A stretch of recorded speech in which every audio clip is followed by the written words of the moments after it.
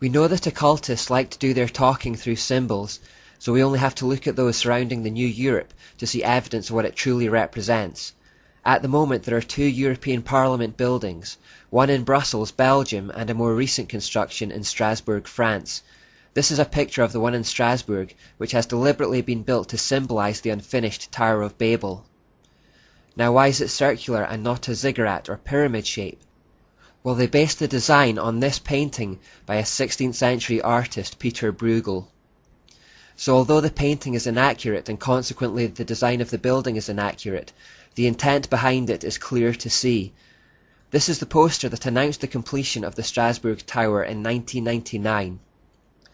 As you can see, they didn't even try to hide the fact that it was based on the Tower of Babel, as they used a representation of the original painting in the poster rather than a photo of the actual building. This poster was actually banned after it caused so much controversy. The slogan at the bottom right reads, "Many tongues, one voice." Remember that God scattered people with different languages to stop them constructing their satanic system and their satanic tower. Well, here they explicitly reveal the intention to reverse what God did at the original Tower of Babel and to reconvene in unified defiance of God. It has taken several millennia for Satan to achieve this reversal, but in modern-day Europe, and indeed in the whole world, there is now a dominant international language of English that the vast majority understand. This allows cooperation between nations that had been impossible since Genesis 11. You may also notice that there are 12 stars around the top of the tower in the poster. The EU flag is a circle of 12 stars, but notice that these particular stars are inverted. We know that inverted pentagrams represent Satan as the horned god Baphomet. So we have openly satanic symbols not only alongside, but encircling and hovering over the new Parliament building. This is symbolic of Satan's position of authority in the European system. Here is the actual EU flag. The European flag was itself designed by a devout Catholic, Arsène Heitz, who was inspired by the halo of 12 stars that often encircles Mary's head in Catholic pictures. Pope John Paul dedicated the continent of Europe to Mary, and his successor Pope Benedict XVI made the unification of Europe under Mary's Catholicism the primary goal of his papacy. Because the Catholic Mary is none other than the ancient demonic deity Asherah, they were dedicating the European Union to her spiritual rule. One thing I've also noticed recently about the EU flag is that they've started stylizing it into an all-seeing eye symbol at various events. The circle of stars becomes the center of the eye, and the lines above and below act as the lids. The national anthem for the European Union is Ode to Joy. The lyrics were written by Friedrich Schiller, and the poetic translation of the German goes as follows. Joyful spark of hope and glory, unity with the divine, drunken under fire goddess, we approach thy holy shrine. Thy magic shall unite forever those nations which were not. Every mortal becomes one, and your rule shall not be forgot. So the national anthem of Europe is therefore an anthem to Asherah that talks about bringing everyone into unity with the divine so that we may become as gods ourselves.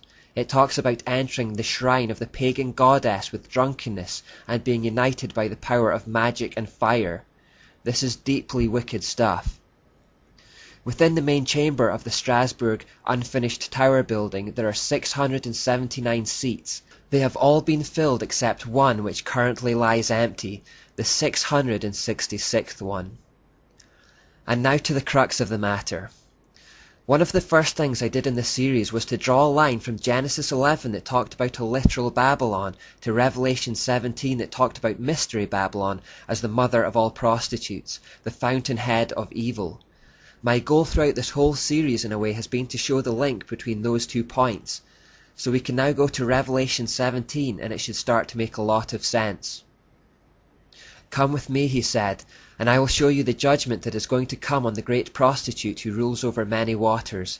The kings of the world have committed adultery with her, and the people who belong to this world have been made drunk by the wine of her immorality.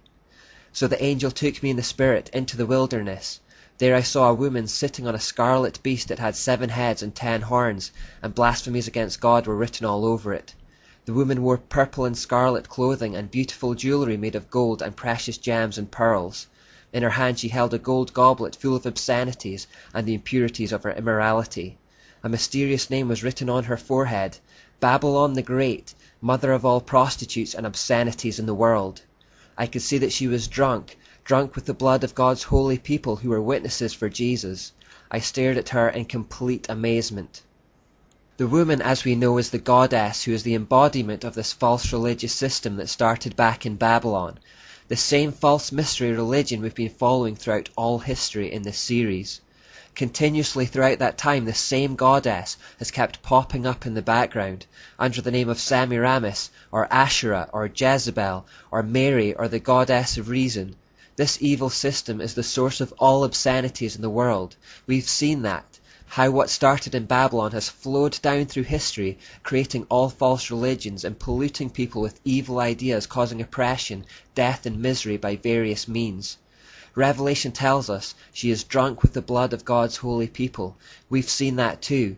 We saw what she did to true Christians through Catholicism and through the Jesuits and through the French Revolution, to name just a few examples. She killed anyone who got in her way. Now what does Revelation 17 say she rides in on? What is she paired with or connected to? The beast she is riding matches the description of the beast from Revelation 13 and Daniel 7, the end-time empire of iron and clay. This New World Order, amalgamation of all the previous world empires centered in Europe. It has the same description. 7 heads and 10 horns and blasphemies written all over it. So the woman or prostitute represents the false mystery religion. The beast that she rides in on represents the false political or temporal system. And this is a picture of what Semiramis did with Nimrod back in Babylon. Remember that Semiramis was primarily the religious figurehead and Nimrod was primarily the political figurehead. And the spiritual is actually more important because spiritual authority sits behind temporal authority to give it strength. So get the image in your mind of a woman riding on a beast. And now look at this monument which sits outside the Strasbourg building. And now look at this one outside the Brussels building. A woman riding a beast, specifically a bull, is actually one of the primary motifs for Europe and has appeared on stamps, phone cards and currency. We know that Nimrod or Baal was represented as a bull in ancient times, so here we have Baal and Asherah all over the stamps and currency and outside both parliament buildings. The prostitute and the beast, the false religious system riding in on the back of the false political system, the male and the female in one. The reason this logo was picked because in the Greek form of the mysteries, Asherah became known as Europa. So actually, the entire continent is named after Asherah.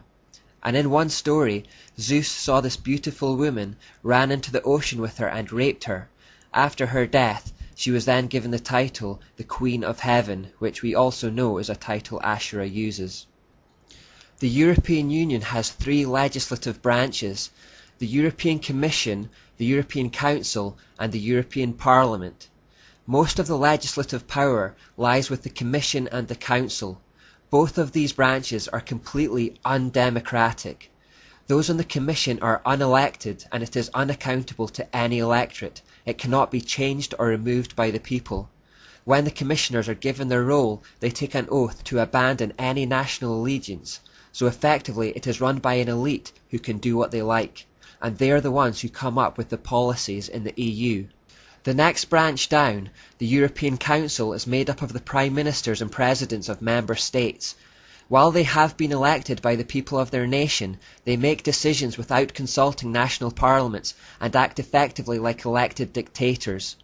People in Britain will remember Gordon Brown sneaking off to Lisbon to sign away our sovereignty on what was effectively a constitution without referring to the people, because he knew that we would reject it if asked. He gave us no say in the matter and did it anyway. All these national leaders don't get to create policies, they only vote on policies handed down to them by the Commission, that is, the unelected elite at the top. The third branch, the European Parliament, is the only branch with any democratic principles at all, but it has very little power by comparison with the other 2. Every year, countries hand over more and more of their national sovereignty to this centralised dictatorship. Here in Britain, we've had several examples recently of Europe imposing law changes on our country by people none of us voted for and who none of us know or want. Our politicians carry on regardless. As you can see, the stage is being set for the emergence of a global political system, a global economic system, and a global religious system based on the Mystery Babylon religion. But if the European Union will be the most powerful empire at the end of time, there is still a whole world out there to be brought into line. Another occult organization has been tasked with that project, the United Nations.